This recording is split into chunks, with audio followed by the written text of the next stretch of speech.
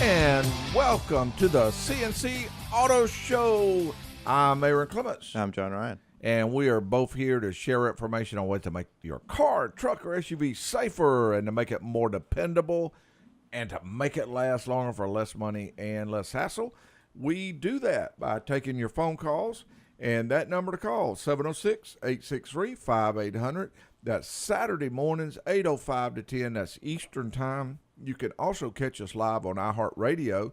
That's WGAC 95.1, and you can watch us live on Facebook at CNC Auto Show, and we invite you to join this show. And also, if you or a friend are looking for a good, dependable automotive repair facility, I strongly recommend NapaAutoCare.com. There's a search bar in the top right-hand corner of the screen, and you will type in the area that you're in, zip code or city, and press search, and you will find a list of some of the best automotive repair facilities in the country. And that's if you're looking for a shop that you might want to build a relationship, or if you happen to be out on the road and have a item that needs to be looked at while you're traveling, you can go to that website. So I recommend putting that website address in your phone or store it in your glove box to where you have access to it. Today's show, we'll be having doing some really neat stuff. We are talking about teenage drivers, and we've covered a lot of things in an earlier show. We talked about texting and driving, not a good idea. No. We've talked about getting driver's education for the kids. That is a good idea. Absolutely. And just so many other things that in setting a good example for the kids as you drive. I do think it goes a little bit before that, though, just in my opinion, because I know your kids did this too. But like things like golf carts and lawnmowers and stuff like that really teach you a lot in the beginning. You know, if you have a golf cart and you're 10, 12 years old, whatever, and ride around the neighborhood, that kind of does give you good basis of driving a vehicle, you know, because if you hit a golf cart, you know, that's an accident, and it teaches you all about that kind of thing. Yeah, golf carts are a lot cheaper to repair than the fender of a car also. Yeah, right? And they only go like through like half the house rather than the whole house. Exactly. You know? You're right. Hey, John Ryan, I think we have a question that is one of your favorite type questions. What's that? That are coming up. If I see this right. Okay. All right. Now, the name on the screen is Bob. And Bob has a Ford diesel engine. And I know that you know a huge amount about diesels. I don't know about that. So let's go to that call. Hello, Bob. Welcome to the CNC Auto Show. And what can we help you with? Good morning. I've heard a lot of scuttlebutt about Ford 6.0s, good and bad. I'm thinking about buying one. What do you guys know about them? Do you like working on trucks? That was my question. No, Bob, that is a question we get from time to time. Is there one in particular that you're looking at, or do you know much about it? It's a truck for sale. It's got 100,000 on it. I'm just going to use it for a work truck, and I've just heard horror stories about Ford 6.0s, and I just need to know what the real deal is. That was my question. Sure. You know, there's a lot of information out there, of course, about them. A lot good, a lot of bad. You know, the biggest thing is knowing what you're buying. Those trucks do have some just common issues. Once they're addressed, they're a really great truck. You've probably heard the issues with the EGR coolers. The EGR coolers can leak and basically hydrolock the engine. In most cases, in states that are non-emissions, most people remove them to where that issue won't happen. There's another issue with the head gaskets. That vehicle does make a good bit of power. The bolts can actually stretch and cause the head gaskets to lift just enough to where coolant can get in the combustion chamber. So that's another issue with them. Then the other thing is just kind of the fuel injectors. They can actually mechanically stick and run bad. And then it also has a high-pressure oiling system that fires those injectors. There's some notorious issues there. Some of the fittings blow out. They have these things called dummy plugs that can blow out, and the high-pressure pump itself can go out. So with all that being said, of course, most people, I don't want that truck. But the thing is, most of these trucks have been on the road long enough to have been repaired. 5-6 years ago. Go ahead. Mention to them what the term is when all of that has been done. Bulletproofed. Yeah. And that's the, How do you know that's been done, though? Well, of course, that is tricky. Now, number one thing is if you're looking for a vehicle that's been bulletproof. I'm going to hang up and listen to you. Thank you. Well, you might have some more questions for me. But if you want to look and see if it's been bulletproofed, the easiest way is to see if it has head studs on it. You'd look at the cylinder. It does not. It does not? It does not. Okay. Now, that could be an issue in the future. It may not have the issues now. If you do drive that truck, as a test drive, just make sure you take it on a really long drive to make sure the coolant pressure doesn't lift enough to where it will boil out the top of the reservoir. So definitely drive it a little bit longer than normal. Being that it doesn't have studs on it, it probably has not been bulletproof. From there, they most likely have put some injectors in it. They may have put 1, they may have put 8, so that's something good to find out. Of course, paper. Well, you just answered my question. You're not buying it, are you? I'm not buying it. But I can Unless give you it's bulletproof, I'm not buying it. This is my opinion on that. The internet kind of has these funny pictures out, and it says, Thank you, guys. My battery's about to go out. Right, I appreciate it. Thank you, Bob. The internet has, a picture of a Duramax hood popped, and it says, $6,000, and it has a picture of a 6-liter hood that says $6,000, and the 6-liter looks bone stock, and all they did was repair all the weak links in it. Yeah. And then the Duramax with $6,000 has twin turbos and all that, and a lot, that is something to take in consideration, because you can put a lot of money into repairing one and making it a dependable vehicle, or you can save that money and buy one that maybe doesn't have those common issues. So exactly. Well, with that being said, you ready to go to the phone? Yeah, you think he's going to buy it? I don't think so. Okay. I'm ready. I think he's got a good head on his shoulders. Yeah. I'm ready to go to the calls. Let's go over to James, Aaron. Hey, James, welcome to the CNC Auto Show, and what can we help you with today? Good morning. I have a '04 Tahoe. I called you a few weeks ago. Passenger side windows quit working, both the front and rear. Uh-huh. And actually, my son came over here about 4 or 5 days ago with his wife's Explorer, and none of her windows were working. And he looked it up online and found that the wires, they break in the door jamb. Uh-huh. Yes, and we found a wire and we fixed his windows. So that got me to thinking. So I looked online and I found where they have an issue with a circuit breaker, and it said there should be 2, and you can swap them to check the circuit breaker. Well, I only see 1. Yeah, that's what I was going to say, James. In my experience, you said '04 Tahoe? Yes. Yeah, I do believe that one has 1 that I'm sure you know that, if you stuck a child's arm or your arm in the window, eventually, it would definitely hurt, but the window would stop operating, and that the reason that circuit breaker's there is because that's what's doing that. It's stopping the power from going to the windows, and typically all of them stop working at that point. The circuit breaker cools down, then they, of course, makes power again. That's if you get your arm back out of the window. But that would affect all the windows. None of those would only affect the passenger side that you have. Okay, so then I must have a different issue then. Yeah, and what we see, you would think that if you had a problem with only on the passenger side, that more than likely the problem would only be on the passenger side, but that's not necessarily the case. Right. Because all of this runs through the master switch area, so it could be any one of those. It could be a problem that's on the left side affecting all of the right side.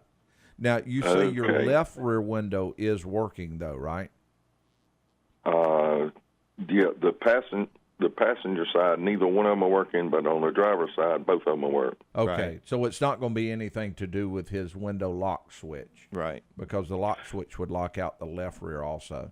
So, Now, you have an issue, and it could be, actually, I hate to say it, but it could be almost anywhere in there. Well, it could be. Now, I can say that what we've seen on those is if the switch gets wet, sometimes it'll short one side of the switch out, and but that's possible. Yeah, you may have the most likely thing, master switch, but a lot of other things. James, we appreciate the call very much, and we'll be right back with you on the CNC Auto Show. One of the things that it's a real good idea to teach teenage drivers about has to do with inclement weather, how to drive a little bit in the rain and or dark conditions, Or even get to a safe spot if you can. snowy conditions. How to get to what now? Get to a safe spot if you cannot drive. Oh, through yeah. something like that. Great suggestion. One of the ways to do that is you can take the child out or the teenage driver out in a parking lot when it's raining where there's nothing else around, and let them get the feel of having to put on brakes real quickly when the pavement is wet. I like a gravel parking lot because that's a little easier on the car. Yeah, but if you could see, like, give them the feel of what the anti-lock brakes feel like also on many cars, because it does give you an unusual feeling, and you don't want them to get concerned and let off the brake if they feel that. Yep. Let them know what it's doing and why it's doing it as far as anti-lock brakes are concerned, and that will make your teenage driver a safer driver. Absolutely. Ready to go to calls? Yeah, let's go over to James. Fantastic. James, welcome to the CNC Auto Show, and what can we help you with today? Good morning, sir. How are y'all doing? We are doing great. We appreciate the phone call. Good. I want to update you on my airbag. Oh, fantastic. Yes. Yeah. I remember the question. Hey, give us the mention what you said that yours was doing, because I remember your call from a previous show, and I remember some of the details myself. But fill us in on that before you give us the update. Yeah, I called you guys last Saturday, I think it was, and it says the airbag is off. And you got a radio. Actually, you got a clock there, and then you got two lights for airbags, and the one on the left side, to me, which should be the driver's side, says it's off. And I called a local shop that does a lot of my work for me, rather than take it to the dealer. They said they don't do airbags. So I called the dealer, and they said, yeah, bring it in, and we'll take a look at it. So it's 36,000-mile warranty on it or something like that. And so other than that, I don't have any more information. Oh, they didn't let you know what it was or anything? No, they didn't tell me on the phone, no. Oh, so okay. they need to bring it in. Gotcha. So this message, just to be clear again, it's above the radio, and it's To a the message right of the clock, where the clock indicator is. Shows you the time. James, I still feel like, and I think it's a good idea that you do get it checked out, but I still feel like that's the message for the passenger presence system, and it detects, when somebody's in that seat. Matter of fact, if you had a buddy close to you that you could just test this out, if it detects that there's not enough weight in that seat, or if an infant's in that seat, it will turn that airbag off, and that message will say, airbag off, because there's nothing in that seat. Now, if you get somebody to sit in it, see if that message goes away, and of course that would mean that it's on. Right. Because I don't know of any message that will tell you if the airbag on the driver's side is off, as far as specifically reading that. Normally, the airbag telltale light will illuminate, and it's a picture of a kind of a man with a balloon in his face, sometimes wearing a seatbelt, that kind of thing. But definitely for sure, get it checked out, and just that way, we know for certain. Another thing, do you have the vehicle's manual? I do. Is there anything in there under maybe the instrumentation section about those lights? Had you? Oh, you're supposed to read those things? Yours is still in the wrapper, isn't it? I hadn't even read that thing. Yeah. I believe that is for the passenger presence system to detect the weight in the passenger seat, and if you have somebody sitting in there, that message most likely will go out. But yeah, I really feel like that's what's going on with that car myself also, because I've never seen an airbag light that says airbag off. It always either gives. Now, even on Cadillacs with the digital message, it says service airbag system. Yeah, now if it was a digital message on the instrument cluster that said your airbag is off, that means there's a trouble code stored. But if you've just got a little light over there near the radiator that just says airbag off. James, is this an amber light? This is a yellowish amber color? Yeah, I guess you might say. Yeah, typically if to the right of the clock. Yeah. What a clock is. Typically, if it's an airbag light, I would say 99% of them are red anyways, because it's kind of the severity of it. Typically, red light means now as far as service. The amber one's just a warning light. So. I agree with John Ryan. If somebody sits in that seat and it goes off, there's not much doubt that's what it is. Yeah, and then confirm it with the manual. Yeah, confirm it with the manual. And it don't hurt to let somebody else, because you do want to be sure. Something that important, you don't want to take any chances on. But I feel like that's what it is. Go off. Yeah, I think you're going to be in good shape. Yeah, I heard that girl a while ago talking about the air conditioner. Mm-hmm. I had a 76 Cutlass that I had bought brand new back in 76. And that car would never cool enough. And they finally told me that the chiller, something to do with the chiller in there, the temperature was set too high for this area. You know, the southeast coast is a hot place. Oh, that probably had to do with the cycling switch for the compressor. It wasn't pulling down enough. Yeah, it wasn't pulling down enough would be my guess. And those were not prime years for domestic cars either. No. Well, maybe drivability-wise. Yeah. Other than that, they were still pretty good, weren't they? No. All right, James. Well, we appreciate the phone call. Thanks, guys. Y'all do a good job. Keep it up. All right, we do appreciate it, James. Okay, the number to call 706-863-5800. If you have a question about your car, truck, or SUV, that's 805 to 10 Eastern Time. And also, if you have a comment about teenage drivers, John Ryan, we did not do a tip quiz. We still have to do that. Yeah, you only got 1 minute. So no, we wouldn't have time to give it. We'll do it as soon as we come back. How about that? I think that'll be perfect. I do want to go ahead and mention one other thing about teenage drivers, though. In essence, a good idea to let them share in the cost of the driving experience that they have. Let them pay some of the expenses on the gas, maybe a portion of the monthly insurance premiums, oil changes, and that gives them the feel of maintaining the vehicle. Well, ownership, yeah. Yeah, of ownership, and then in doing that, they'll take driving a lot more seriously, and then they will be a lot safer on the road. I can sum it up: responsibility. Oh, I like that. That was good. Okay, it is time to take a quick break with the CNC Auto Show. When we return, we'll answer more automotive questions, and we'll talk more about teenage drivers, and we'll do a lot more. We'll have a good time. We'll be right back after these messages. We will go ahead and mention today's Tech Tip quiz, and then we'll give another idea about teenage drivers after that. All right. And the quiz today, this is a pretty neat one. And, of course, want to mention that the winner will receive a I Answer the Tech Tip quiz shirt, golf shirt, and they'll receive a hat or a coffee mug. Either one of those would work out good. Right. And, in other words, the complete prize package. There's all kind of good things in there. Okay, the question is, here it is. Are we ready? I'm ready. All right. What tiny insect can fly at speeds of up to 37 miles per hour, reach heights as high as 3 Empire State Buildings stacked end to end, and make your car run bad? Whoa, that is a tough one. If you know the answer, you give us a call.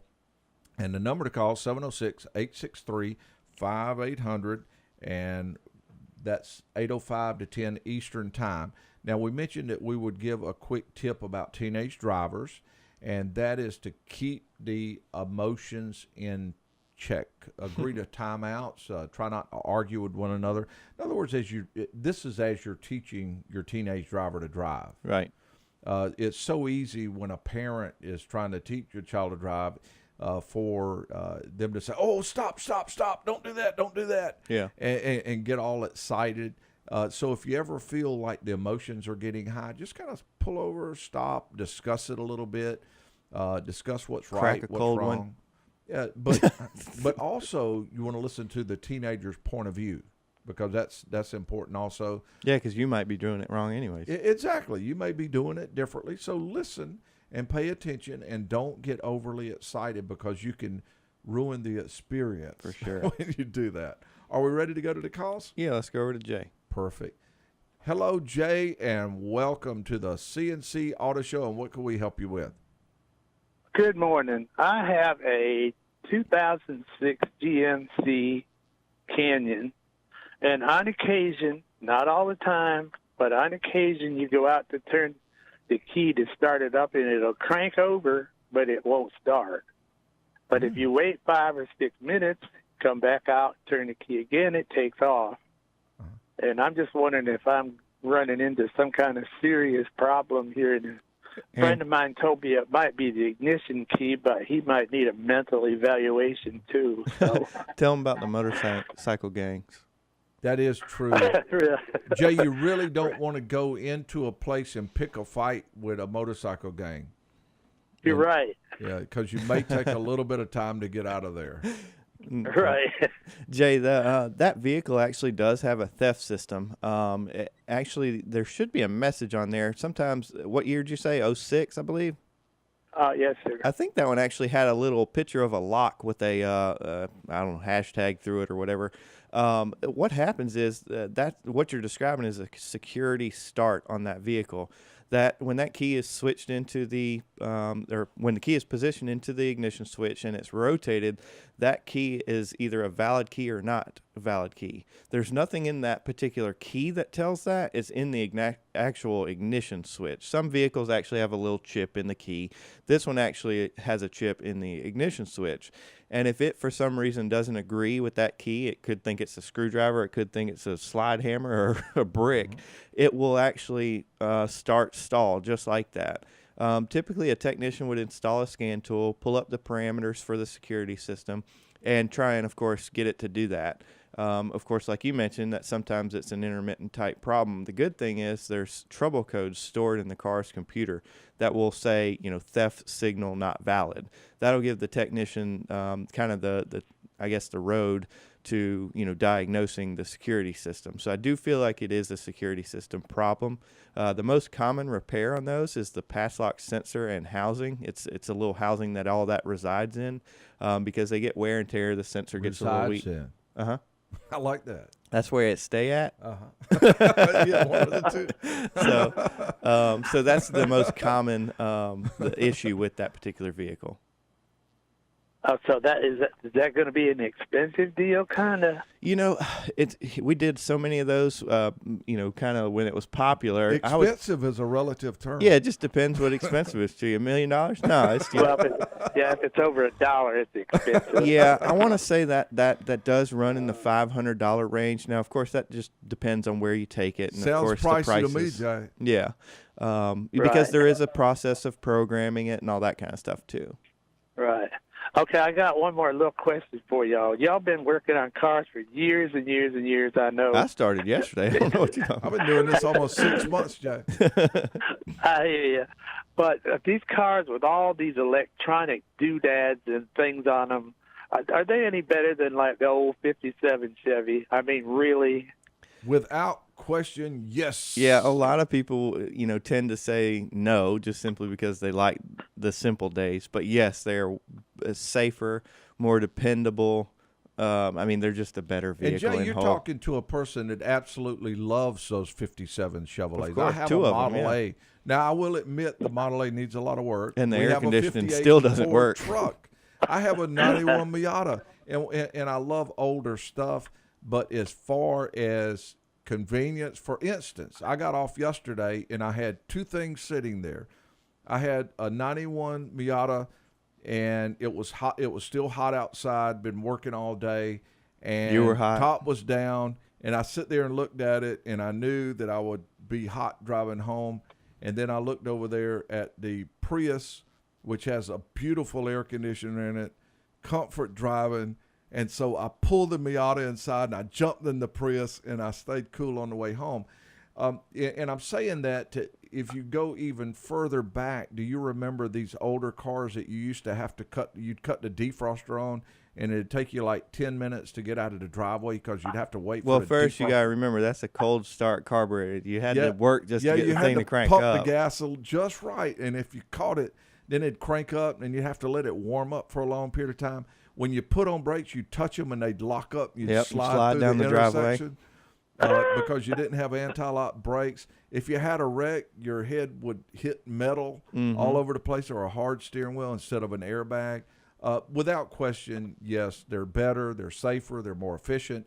And if we would have had cars like we had back then, as many cars on the road, we would not be able to breathe today, because emission systems are very important on cars for us to be able to breathe. I think the only other thing that changes that scenario a little bit is the question, are they easier to work on? No. No. The old but ones also, were, of course. Jay, you give me if you was to give me that Prius and say drive it, or a 4-speed 69 Camaro with a Hurst shifter, 396, I would take that Camaro anytime. I would have a great time. So I love older cars. They're a lot of fun, but as far as safety and convenience, all that, no doubt, they're better. Newer cars are better. Okay, gentlemen. Thank you very much. Jay, I enjoyed that conversation. That was really good. Okay. Got about 3 minutes. Let's get Robbie real quick. Let's go for it, man. Robbie, welcome to the CNC Auto Show, and what could we help you with? I was going to answer your question about the bug. Okay, we're going to do that. Our trumpet player is off, so we are just going to let you move straight to answering our Tech Tip Quiz question. And what is the answer? Dragonfly? A dragonfly.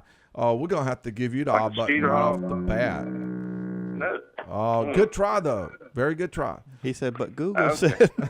So Google was wrong on that one. Okay, the number to call, 706-863-5800, 805 to 10 Eastern Time. Where we're going, John Ryan? Let's go over to Steve. Hello, Steve, and welcome to the CNC Auto Show. What can we help you with? Yeah, it's love bugs. Love bugs. All right, now, Right. you mentioned that a love bug is the answer. All right, Absolutely. Now, a love bug. What is a love bug? What kind I of thought bug? that was a Volkswagen. Yeah. Oh, no, that's Two punch bugs. bug. Yeah. Steve, that now one is not the answer, I don't think. Yeah. Oh, Now, I that's don't not- know if this bug that I'm talking about relates to a love bug, because I don't know exactly what kind of bug a love bug is. Love bug are two bugs together, and they can clog up a radiator. Oh, okay. yeah. No. Oh, okay. And no, that one's not it. Steve, Okay. thank you. Okay. Okay, Bye. the number to call is 706-863-5800. Where we're going?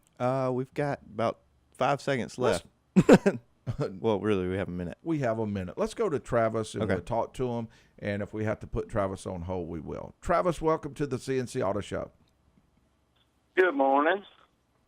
And What can we hello, help you and with? what can we help you with? I have a 2004 Chevrolet Suburban Mhm. that it's supposed to have the compass and the temperature in the rearview mirror, Mm-hmm. and that is not displaying at all. But the OnStar, that part of it has a green light on and it works. Mm. But there is another button and another light that doesn't show. It's almost like it doesn't have any power to it. Hey, Travis, we're going to run to a quick break, and we'll get answer your question as soon as we return. And that's going to Okay, be a thank you. very interesting question. I look forward to hearing the rest of that. We'll return shortly with the CNC Auto Show. Make sure that your teenage driver understands the consequences of speeding. It can, of course, lead to deadly crashes, costly tickets, demerit points associated with tickets, and, of course, it makes insurance go up a huge amount. So let them know all of those details beforehand and consider looking at the speedometer very closely when driving and being careful. Where we're going? Okay, we're going back to Travis, who had an issue. Travis, you're back on the air with us. It sounded like your issue was that the display on the mirror in the little corner won't read the compass or the temperature. Is that correct? And that's right. And as far as I understand, it's supposed to show whether the passenger airbag is off or on. It is. That's None correct. None of that shows up on the mirror. Okay. I just bought it in February, so I don't really know for sure what all is supposed to be there, but that's what I know from others. Right. Kind of a random question. Does it look like a windshield's been put in it or anything like that? The mirror does appear to be plugged up. Yes, I did check the plug in the back, and Okay. it's tight. Yeah, it's not loose. And Okay. as far as I know, the windshield has not been replaced. But Travis, like I was said, I this really working don't. when you bought the vehicle, or did it just stop No, recently? it's never worked since we've had it. And Travis, is the airbag illuminated on the instrument panel too? Yes, the light it jumped is? on. Yeah. Well, that gives me a good indication of what could be going on. You're exactly right that mirror is supposed to tell whether or not the passenger or the airbag is on. That was kind of one of the earlier stages that GM tried. They actually put it in the dash for a few years, then they put it in the mirror. The Silverado trucks, for whatever reason, we put 100 of those mirrors in for that very same problem. The only thing that's added to yours is the compass and the temperature doesn't work. But those mirrors, they're a very, very high failure rate. The reason I asked if the airbag light is on is that car's computer's smart enough to know it's not seeing a signal from that mirror to indicate if there's a passenger in the seat or not. So I do lean towards that mirror possibly needing to be replaced. Not that the mirror is like a costly thing, but I would definitely get the system diagnosed because you want to make sure that that's going to take care of it. Because there could be some wiring issues also. The reason I asked about the windshield is I've seen when they replaced a windshield at one time, they pinched the wires in between the headliner and the body of the car. And seen an issue like that. So I do feel like, knowing the failure rate of those mirrors, it potentially could be bad, but you want to make sure all the power and ground and serial data and all that's still at the mirror. Okay, can I unplug it in the back and test it there for power? How much power should I? Yeah, you can. The thing is, you're really going to want a diagram to do that because you want to be absolutely certain to probe the correct wires, simply because that does have a communication line that communicates with all the modules on the vehicle. And if you probe that with like a test light or even unplug it, it can set different trouble codes in the system. Okay. The best thing I could tell you on that is just to check all the fuses with a test light, just to, again, that's not guaranteeing there's power there, but, at least you've ruled that out, that all the fuses are good. And, of course, Travis, you want to use a LED test light and a high-impedance voltmeter if you use a voltmeter. Okay. Now, is there a separate fuse for that part and the OnStar part? Not necessarily. Typically, if the OnStar does work, that means the mirror is powered up. And two, if there was a powering problem as far as if a fuse was blown, typically you'd have more items not working. Because if they put a fuse for every single option of that vehicle, the fuse panel would be, have 400 fuses in it. So typically, one fuse powers several different circuits. Mm-hmm. Okay. All right. Well, I appreciate your help. All right. Well, hope that does. Thanks Travis, for calling. thank you. The number to call, 706-863-5800, 805 to 10 Eastern. Where we're going to, John Ryan? Let's go over to Gary real quick. Hello, Gary, and welcome to the CNC Auto Show. Thank you, sir. How about that tech quiz? Well, we appreciate the call, and we are ready for you to answer our tech tip quiz. All right. The insect would be a ladybug. A ladybug, okay. Yes, indeed. So now that part of it, I'm gonna go ahead and mention in advance that you are correct. A ladybug. Well, no, he hadn't answered it all. Pull that back. Okay. All right. All right, that was reverse. All right, the beep, beep. All right, the ladybug can use their sprawling wings to reach speeds of 37 miles an hour. And researchers have observed ladybugs reaching heights as high as 3 Empire State Buildings stacked end to end. I got it real quick. How did they do that? What do you mean observed? Like, you don't see that. They put a GPS tracker on their legs, I guess. Okay. Or maybe flew along beside them, maybe a drone. I don't know. All right. Keep going. They had drones go up there and take pictures. I thought you were going to say they asked them. The internet said it, so it's got to be true. That's right. There's no doubt. All right, but Gary, here's the question. Other part of the question: how does the ladybug make the car run bad? Well, they can infest in the air intake system. All right, what's in the air intake system that can affect the running of the vehicle? Well, if the air intake system, like the air filter system and all that, gets plugged up enough. John Ryan, I'm going to close my ears. Right. I'm going to let you tell them. I'm not listening to this, Gary. I'm happening to have to run in the other room to take a quick break. Tell him, John Ryan. Well, turn your hearing aid up, partner. Now tell them what's in the intake system that's going to make it run bad, John Ryan. I have no clue. Oh, come on. That's why I gave myself the foghorn. You got to know this. The mass airflow sensor? Yes. Oh, okay. I guess when you said intake, that threw me off. I thought. Have you ever had a mass airflow sensor that you take it down and see a bug in it? Well, we actually, I don't know what kind of bug you call this thing, but whatever those like fluorescent green looking bugs are, we had one in a car just the other day. There we go. What are those bugs? I forget what they're called. See, that could have just as easy been a ladybug. Yeah, exactly. All right, Gary, you are a winner, man. This is big. And what happens is these little bugs and little flies and things like that can get stuck inside the hot wire on a mass airflow sensor. You stay on the line, and they will get all your information, so you will be able to get your prizes. I'll be here. Thank you for answering our tech tip quiz. John Ryan, we got time for one more? Yeah, let's go over to Billy. Let's do it. Billy, welcome to the CNC Auto Show. We got about a minute or so. Okay, I'll be real quick. When my kids got old enough to drive, I got a voltage regulator, took the guts out of it, screwed it to the firewall, told them it was a GPS. then I put a program on the laptop that they use called Spectre that they couldn't find, and it took a screenshot every 5 seconds that they were on that computer. And you don't know how many times I stopped them from climbing out the window of that house.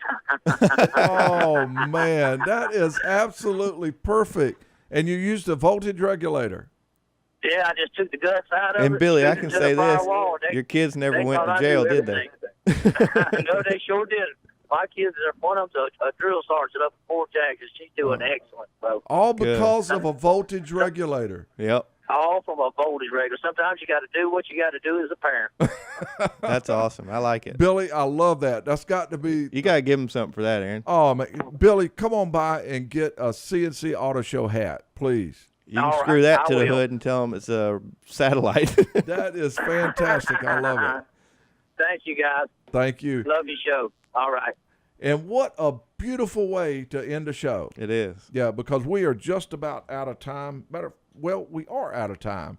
The time clock is on E, and we will pull over for now, but we will be back on the road purring in no time. I'm Aaron Clements with co-host John Ryan Mooney, and our show producers are Zach Llewellyn, Bo Roberts, Dominic Frito, and Sandy Klein. And we would all like to say thank you very much for all of you that tuned into the show, those that logged into the show, and also and especially those that called in to be a part of the show. We really appreciate that. Great questions, great stories, just a wonderful time.